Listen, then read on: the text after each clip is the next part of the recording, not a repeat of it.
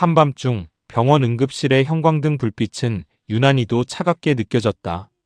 낮에는 수많은 사람들의 발걸음과 소음으로 가득 차 있던 이 공간이지만 밤이 되면 그 모든 것이 가라앉고 오히려 더 깊은 긴장감과 공포를 품게 된다. 그리고 바로 그 시간, 성수는 갑작스럽게 이곳으로 실려왔다. 그의 얼굴은 창백했고 호흡은 불규칙했다. 산소 마스크 너머로 희미하게 오르내리는 가슴만이 그가 아직 살아있음을 겨우 증명하고 있었다. 불과 몇 시간 전까지만 해도 그는 평범한 저녁을 보내고 있었다. 아무도 예상하지 못했다.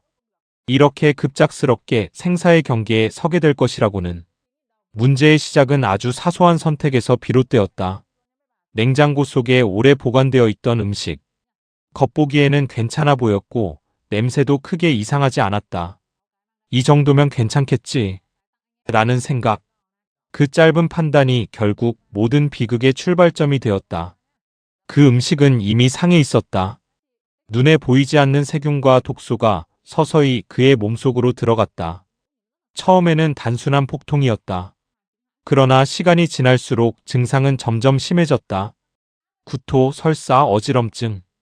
그리고 결국 의식을 잃었다. 소유는 그 모든 과정을 눈앞에서 지켜보았다. 처음에는 그저 걱정이었다. 괜찮아?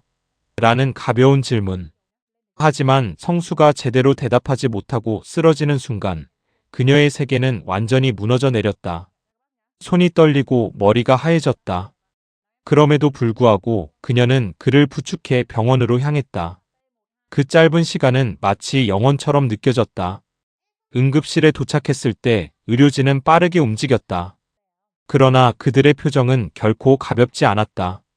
경험 많은 의사일수록 상황의 심각성을 더 빨리 알아차린다. 성수의 상태는 단순한 식중독이 아니었다. 이미 전신으로 퍼진 독소가 신경계에 영향을 주고 있었고 그는 혼수 상태에 빠져 있었다. 현재 상태가 매우 위독합니다. 그 한 문장은 소윤의 심장을 그대로 찢어 놓았다. 그녀는 그 자리에서 무너졌다. 무릎이 힘을 잃고 바닥에 닿았다. 눈물은 멈추지 않았다. 하지만 그녀는 울기만 하지 않았다. 울면서도 간절하게, 절박하게 의사를 붙잡았다. 제발 성수 오빠 살려주세요, 제발. 그녀의 목소리는 떨렸고 거의 들리지 않을 정도로 작았다. 그러나 그 안에 담긴 감정은 누구보다 컸다. 단순한 부탁이 아니었다. 그것은 자신의 세계를 지켜달라는 외침이었다. 이 장면에서 소윤이라는 인물의 본질이 드러난다. 그녀는 평소에는 조용하고 따뜻한 사람이었다. 감정을 크게 드러내지 않고 상대를 배려하는 성격. 하지만 진짜 위기의 순간 그녀는 도망치지 않았다. 오히려 가장 낮은 자세로 가장 간절한 방식으로 싸우고 있었다. 무릎을 꿇는다는 것은 단순한 행동이 아니다.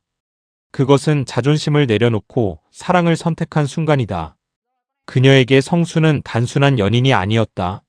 삶의 일부였고 미래였고 존재의 이유였다. 반면 성수라는 인물은 이 사건을 통해 또 다른 측면이 드러난다. 그는 평소에 강한 척하는 사람이었다. 책임감이 강하고 자신의 감정을 잘 드러내지 않는다. 혼자서 모든 것을 해결하려는 성향. 냉장고 속 오래된 음식을 먹은 것도 어쩌면 그런 성격 때문이었을 것이다.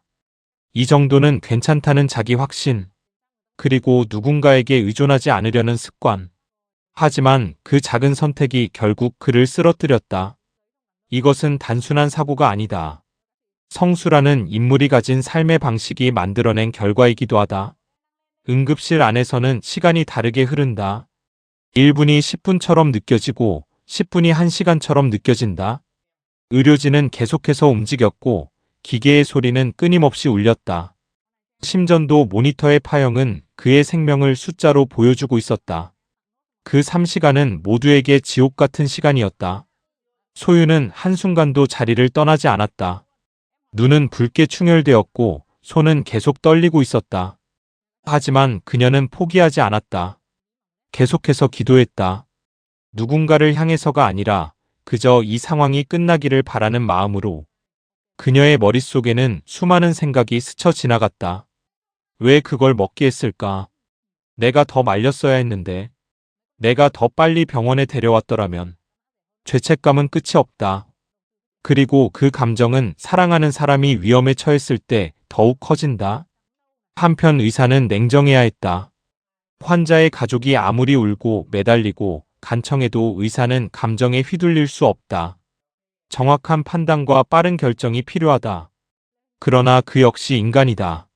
소윤의 모습을 보며 아무것도 느끼지 않는 것은 불가능하다. 우리는 최선을 다하고 있습니다. 이 말은 진실이다. 동시에 가장 무력한 말이기도 하다. 이 사건 이후의 전개는 몇 가지 방향으로 나뉠 수 있다. 첫 번째는 성수가 기적적으로 깨어나는 경우다.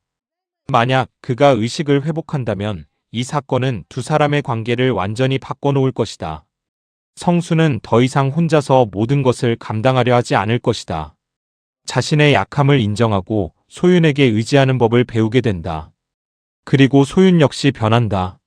그녀는 더 강해질 것이다. 사랑을 지키기 위해 무엇이든 할 수 있는 사람으로.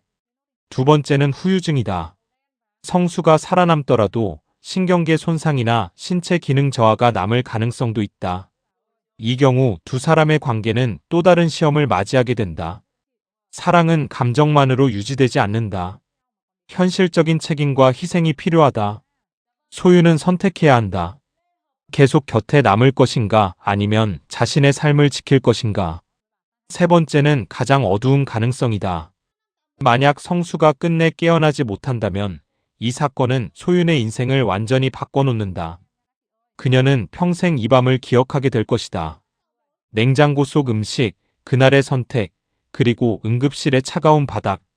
이 이야기는 단순한 사고에 대한 이야기가 아니다. 이것은 인간의 선택, 관계, 사랑, 그리고 후회에 대한 이야기다.